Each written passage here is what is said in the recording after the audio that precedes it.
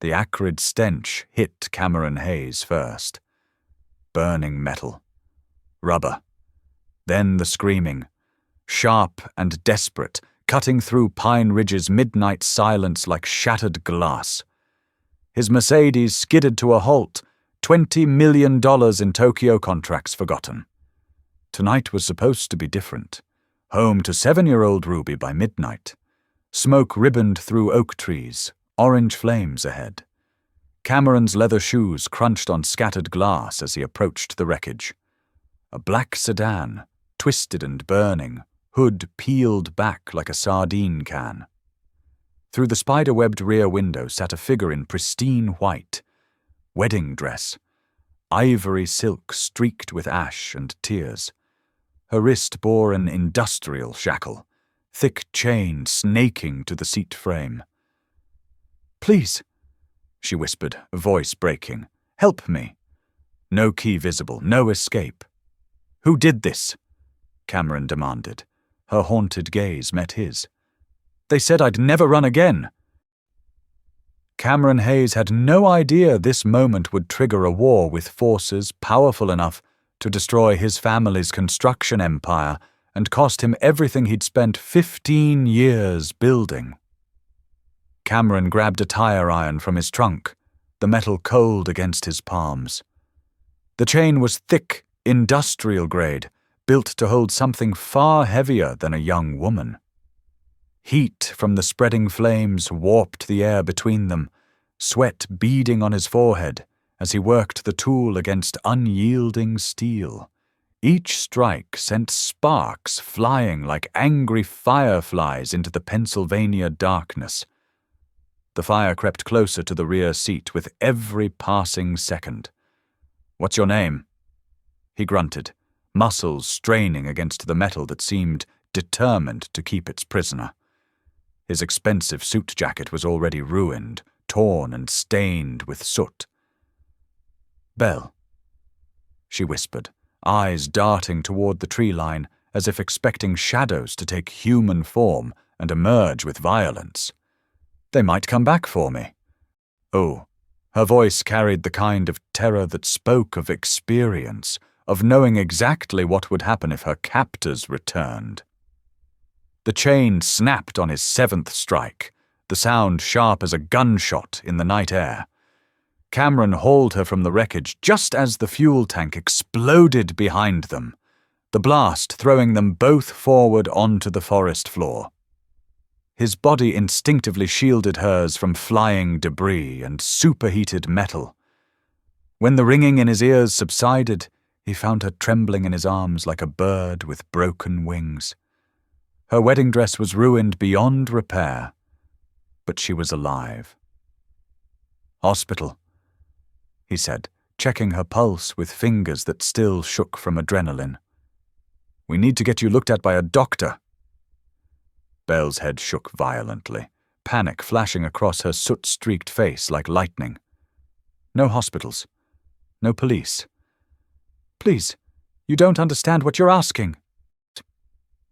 Her desperation struck him like a physical blow, something about the terror in her voice reminding him of Ruby after Anne's funeral. That same helpless fear that made his chest tighten with protective instincts he'd thought buried with his wife. Cameron's phone buzzed against his jacket, the sound unnaturally loud in the aftermath of the explosion. Ruby's babysitter, checking in as she did every night when he worked late.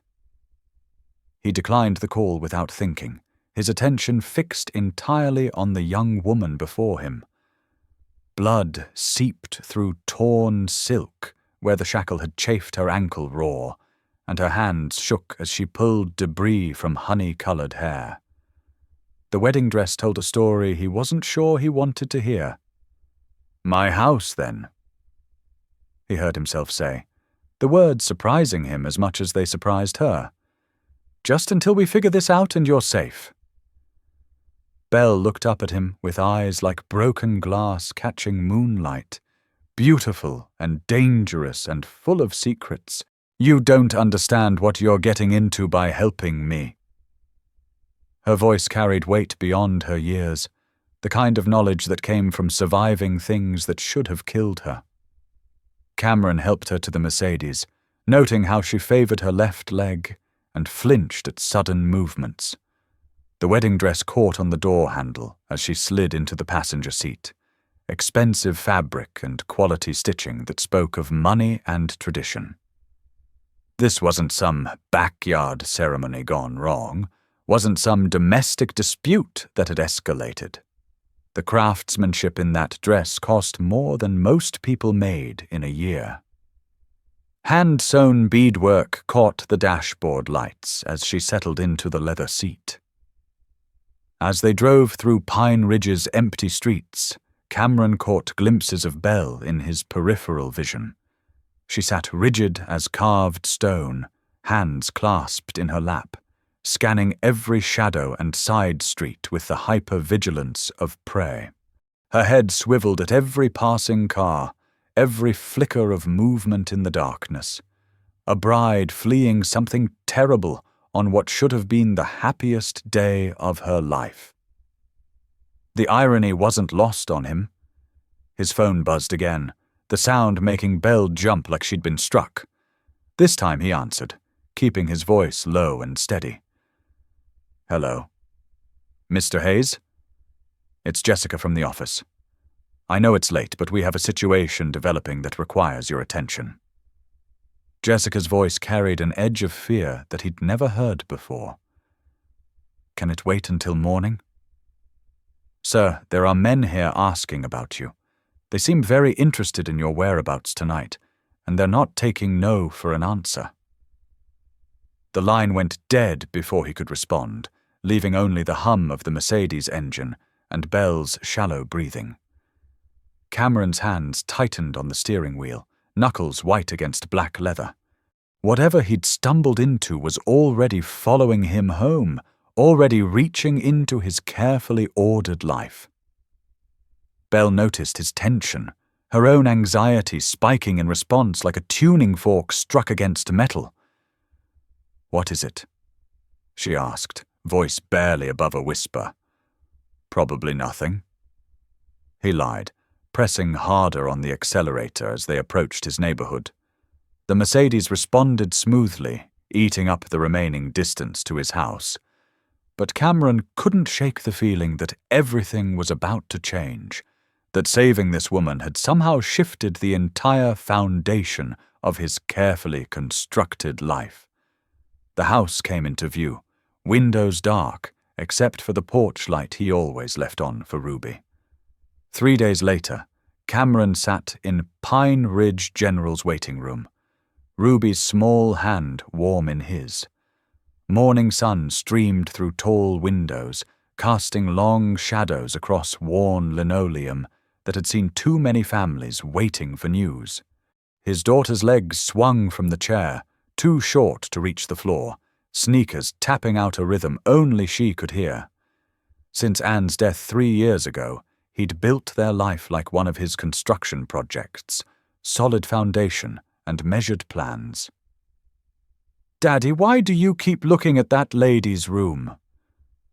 Ruby asked, pointing down the hallway toward Belle's door with the direct honesty that 7-year-olds wielded like weapons. Cameron squeezed his daughter's hand, feeling the weight of her question. He'd been asking himself the same thing for 3 days.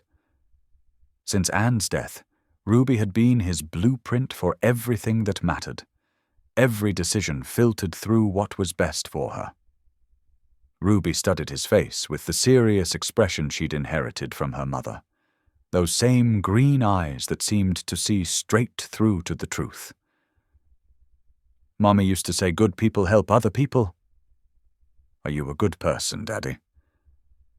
The question hit harder than it should have. Cameron had spent the last 3 years focused on building Hayes Construction into something worthy of his grandfather's legacy. 16-hour days, missed school plays, promises to Ruby that always seemed to get postponed for the next big deal. "I'm trying to be," he said, the words heavier than he'd expected. When had he stopped being the father Anne would have wanted him to be? Then you should help the pretty lady." Ruby declared, with the absolute certainty that children possessed before the world taught them to doubt themselves. Her statement was simple, direct, and completely accurate in the way that only a child could manage. A nurse emerged from Belle's room, clipboard in hand, approaching Cameron with the professional efficiency of someone who'd delivered both good news and bad. Her scrubs were printed with cartoon cats, a touch of whimsy in the sterile hospital environment. "Mr. Hayes. She's asking for you specifically." The nurse's smile was kind but tired, the expression of someone who'd worked too many double shifts. Belle sat propped against pillows, looking smaller somehow in the standard-issue hospital gown. The wedding dress hung in the closet like a ghost of interrupted dreams, expensive silk, reduced to evidence of trauma.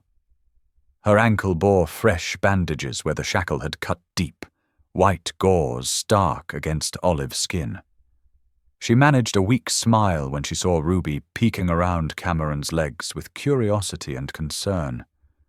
"Hi there," Belle said softly, her voice carrying warmth despite everything she'd endured in the last few days. "What's your name?" "Ruby, like the stone. Daddy says I'm just as precious and twice as stubborn." Belle's smile reached her eyes for the first time since Cameron had known her. "I bet you are. Did you make those cookies I smell?"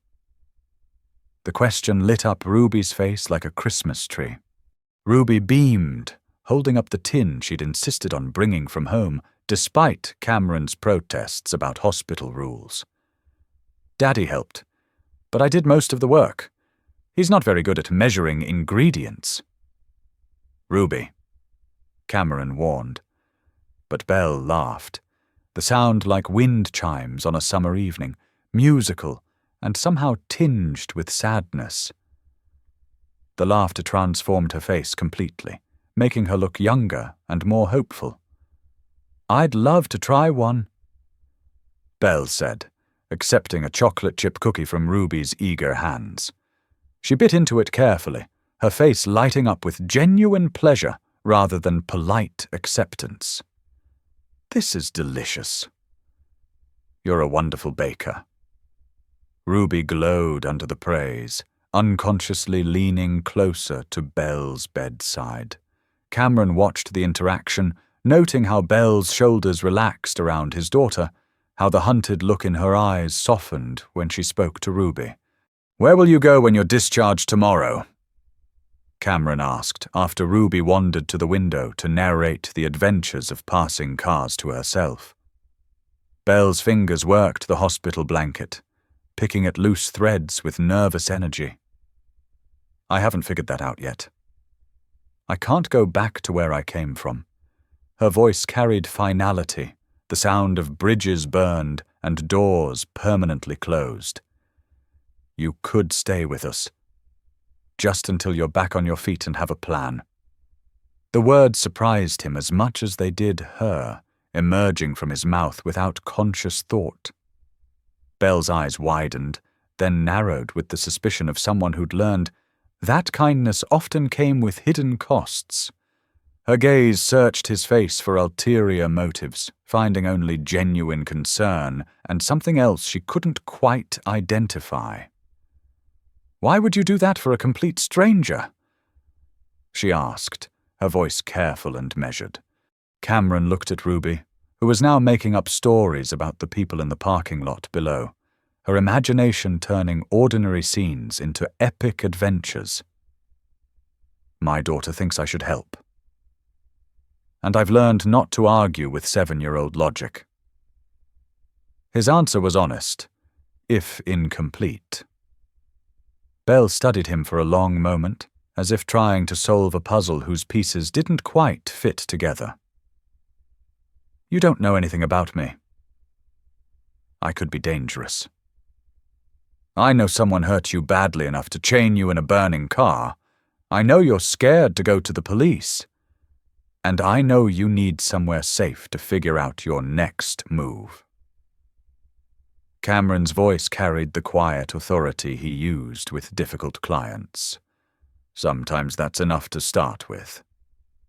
For the first time in 3 years, Cameron Hayes left the Hayes construction building before sunset.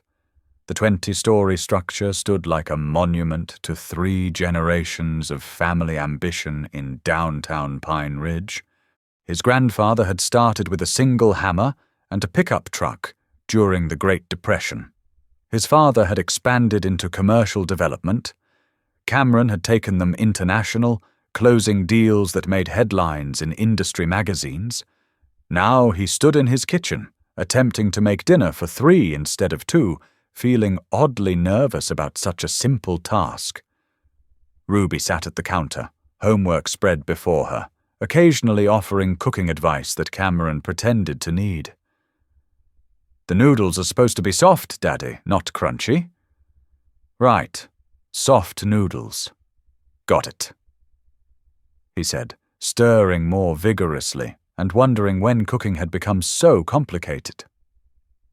Belle emerged from the guest room, moving carefully on her injured ankle, testing each step.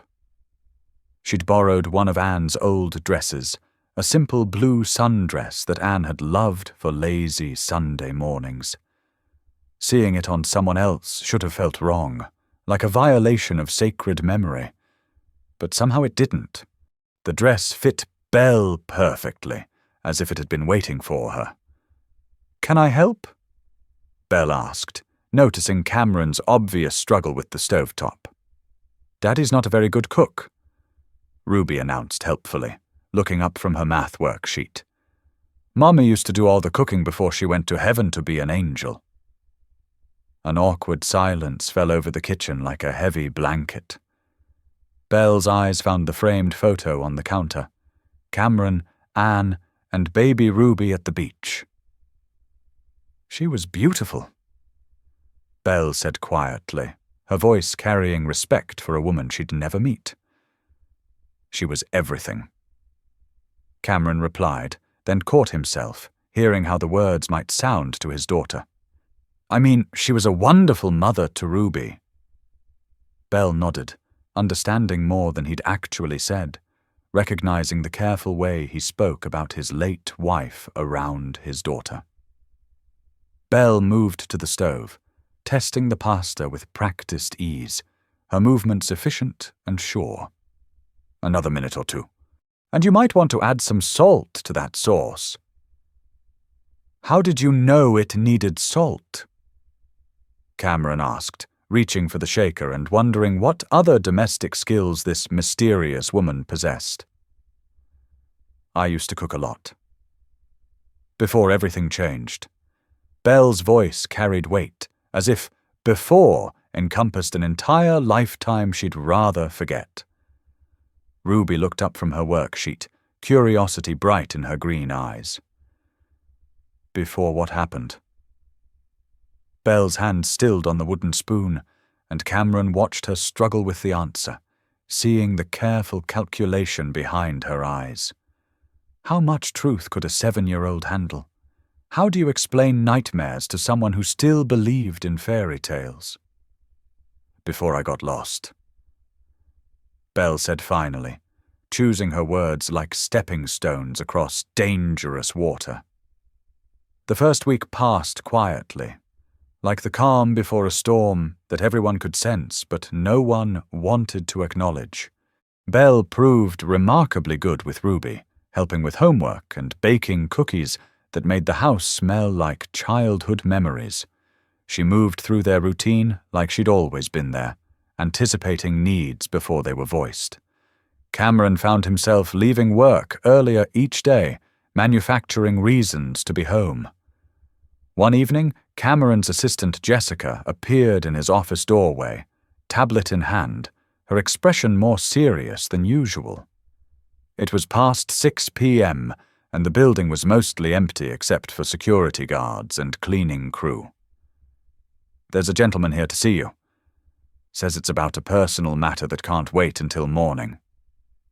Cameron's stomach tightened with instinctive dread, the same feeling he'd had the night he found Belle. Did he give a name? Richard Blackwood.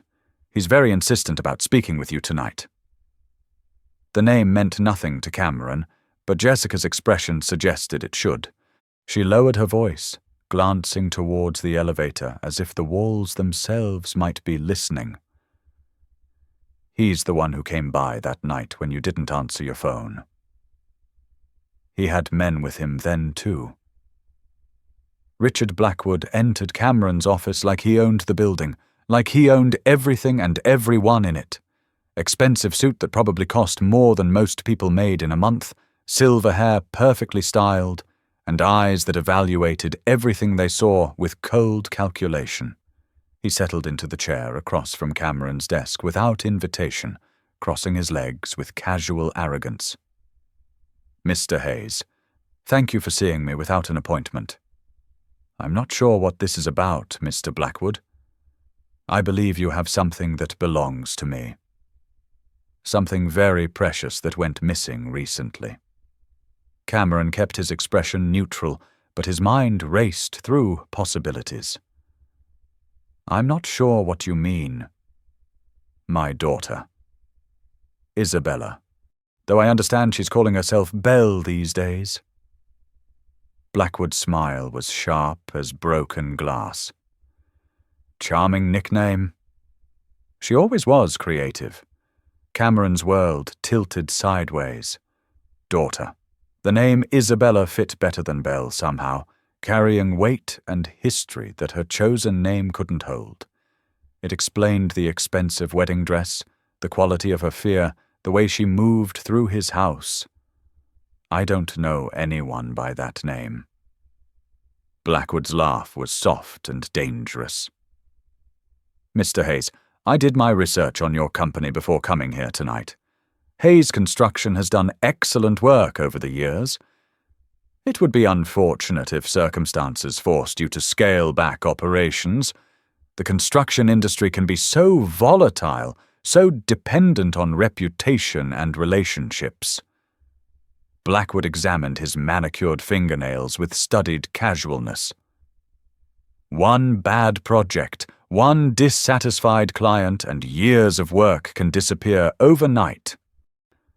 The threat hung in the air between them, like smoke from a house fire. Cameron leaned back in his chair, studying the older man's face.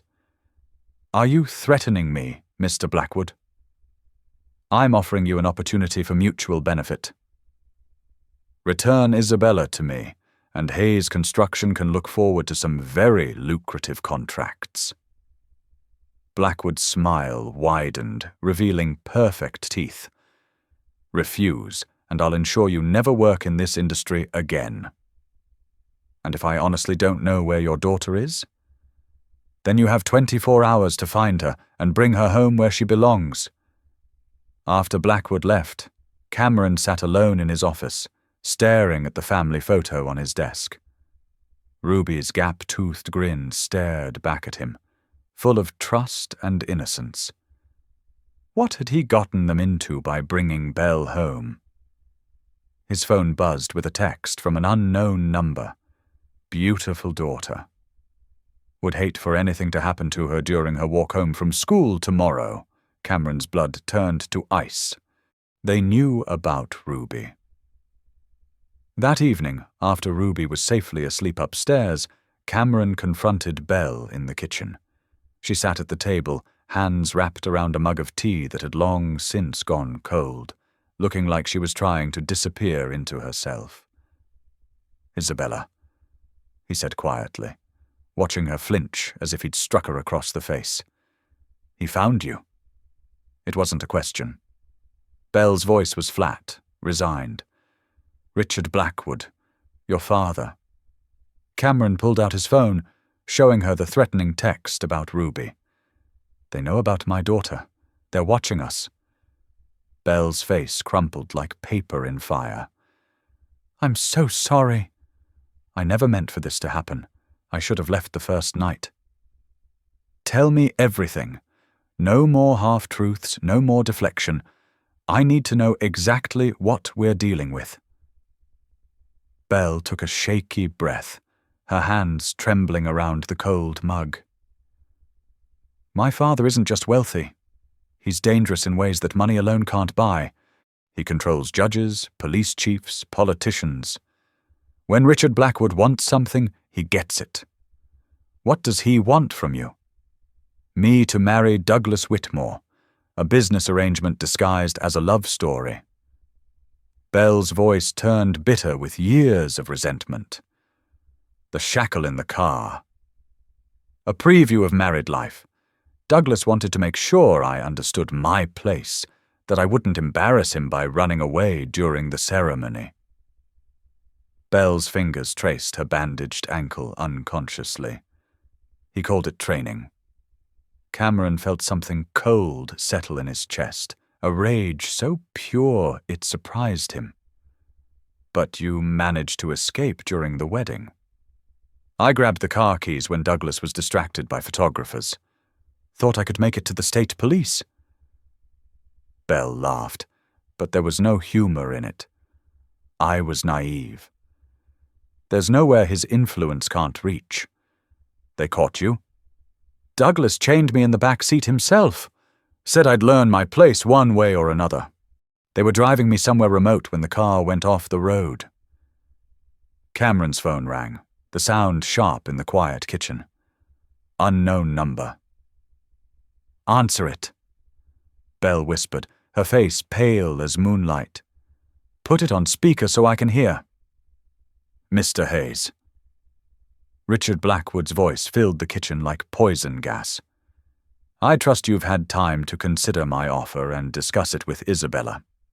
I'm listening. There's a park on Riverside Drive, the one with the old gazebo. Bring Isabella there tomorrow at 6 p.m. sharp. Come alone. Cameron knew the park well, had taken Ruby there countless times. And if I refuse, then your daughter's school will receive some very concerning reports about your fitness as a parent. Social services can be so thorough in their investigations. The line went dead.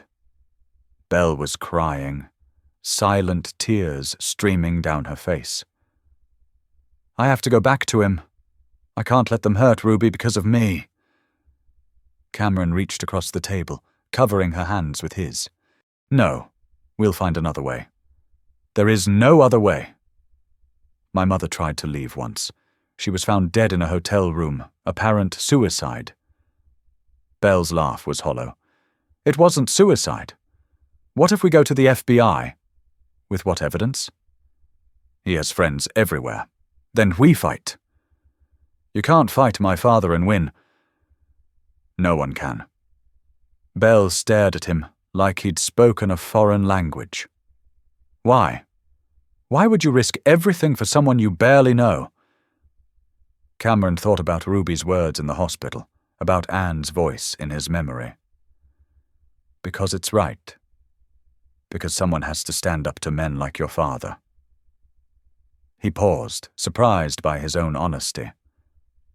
And because I can't imagine our life without you in it anymore.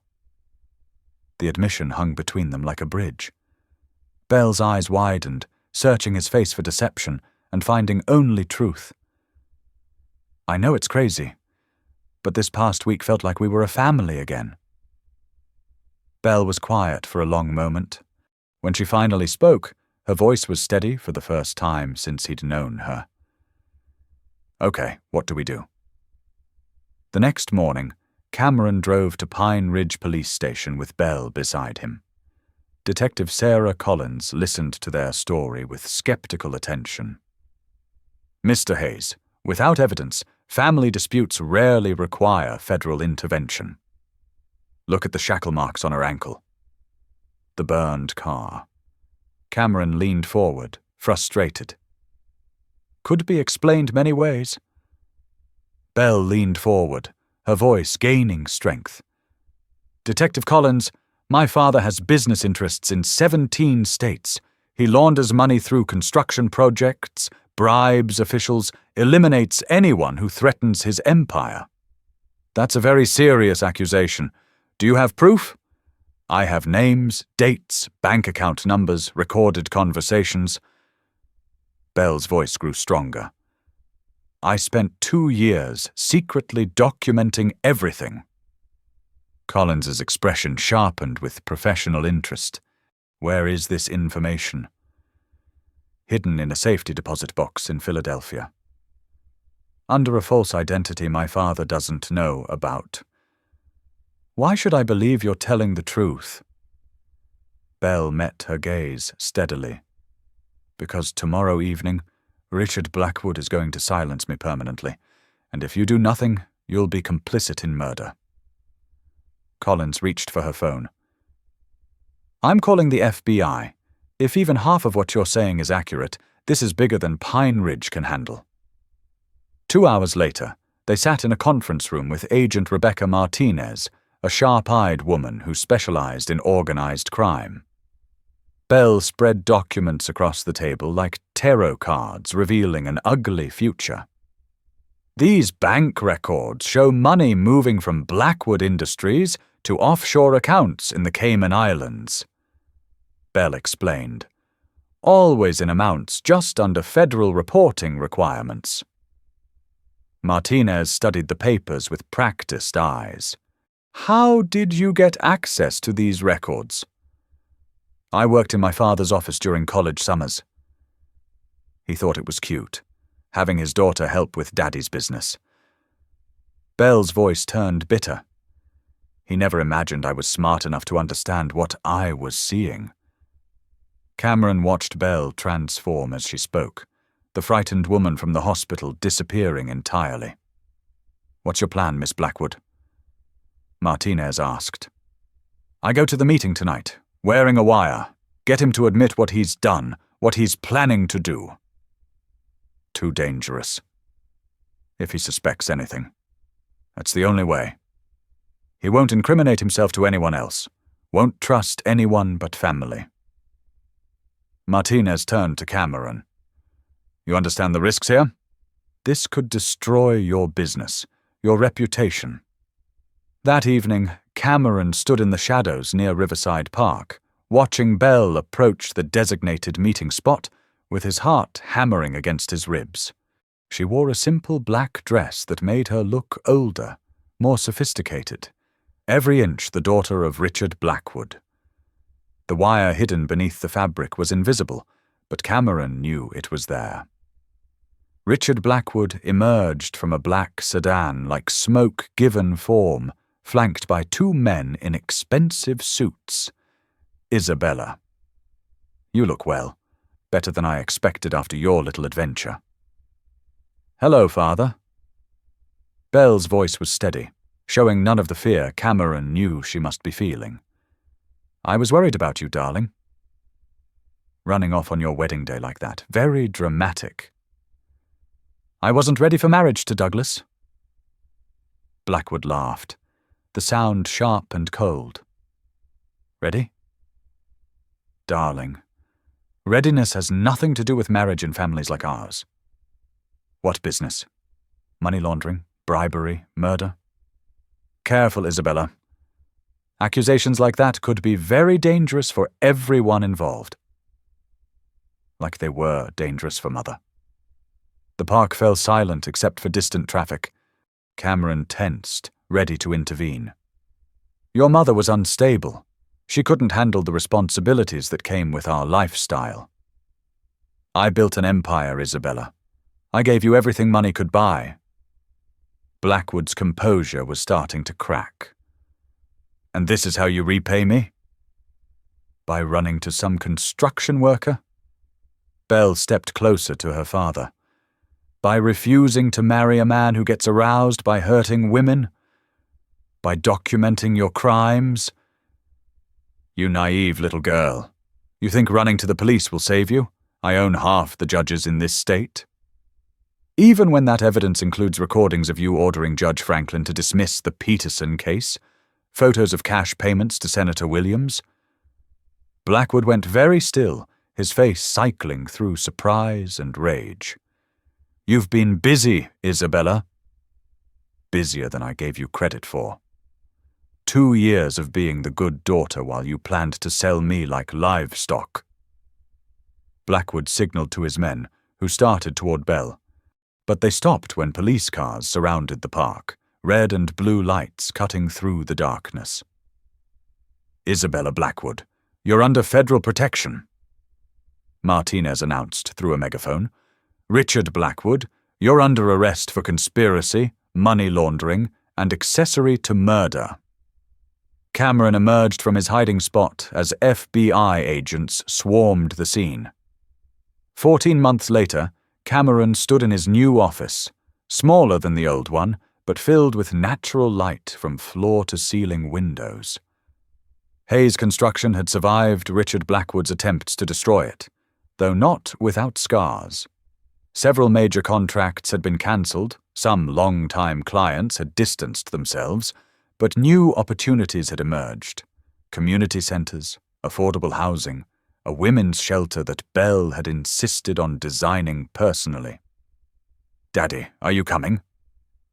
Ruby's voice called from the outer office, 8 years old now and growing more like her mother every day. "Belle says dinner will be ready soon." Belle appeared in his doorway, wearing jeans and one of his old construction t-shirts, her hair shorter now, and practical rather than elegant. She looked younger somehow, as if testifying against her father had lifted years of weight from her shoulders. They drove through Pine Ridge's familiar streets, past the new women's shelter that bore a small plaque reading, "The Anne Hayes Memorial Center." Belle had insisted on the name, saying that Cameron's late wife deserved to be remembered. "Any regrets?" Cameron asked that evening as they sat on their small back porch, sharing a bottle of wine and watching fireflies dance in the growing darkness. Belle considered the question seriously, as she always did. "About my father? About testifying? No. About this. About us. About the life we've built from the wreckage." She turned to look at him, her eyes reflecting starlight. "Do you have regrets?" "Never, not once." "Even though it cost you the business you'd spent your whole life building?" Cameron thought about Hayes Construction's new direction. "I didn't lose the business. I found its purpose." Belle stood, disappearing into the house and returning with a small velvet box, hands trembling slightly. "It was my mother's. The only thing my father let me keep when she died." She opened the box, revealing a simple gold ring with a small diamond.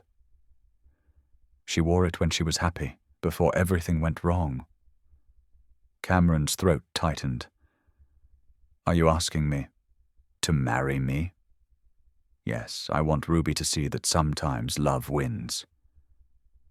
Cameron took the ring from the box with hands that weren't quite steady, slipping it onto her finger where it fit perfectly. "Are you sure?" "Really, truly sure? I've never been more sure of anything in my life." They kissed on the back porch of their modest house, surrounded by Belle's flowers and the sound of Pine Ridge settling into peaceful sleep. No photographers, no elaborate ceremony, just two people who'd found each other in wreckage. 6 months later, Cameron stood at the front of Pine Ridge Community Church, watching Belle walk down the aisle in a simple white dress she'd bought off the rack. Ruby preceded her as maid of honor, scattering rose petals with mathematical precision. The church was full of their new life. Construction workers, neighbors, FBI agents who'd become friends, women from the shelter. A community built on shared values rather than social connections. When it came time for vows, Belle spoke without notes, her voice carrying to every corner of the small church. "Cameron, you saved my life the night you pulled me from that burning car, but more than that, you taught me what it means to be truly brave." Cameron's own vows were simpler. "Belle, you and Ruby are my foundation. Everything else we can rebuild as many times as necessary." At the reception in the church basement, Cameron watched his new wife dance with Ruby to a Taylor Swift song that made them both giggle. The wedding cake was store-bought, the decorations were handmade, and the band was the local high school group. It was absolutely perfect. As the evening wound down, Cameron found himself on the church steps with Belle and Ruby, watching their guests drift into the Pine Ridge night. "Ready to go home, Mrs. Hayes?" he asked, still amazed at how naturally the name suited her. Belle smiled at the title. "More than ready." Ruby skipped ahead to their car, humming and already planning tomorrow's adventure. Cameron Hayes was exactly where he belonged, with his wife, his daughter, and the quiet satisfaction that comes from choosing love over fear, justice over profit, and family over everything else. The future stretched ahead like an architectural blueprint, full of possibilities waiting to be built,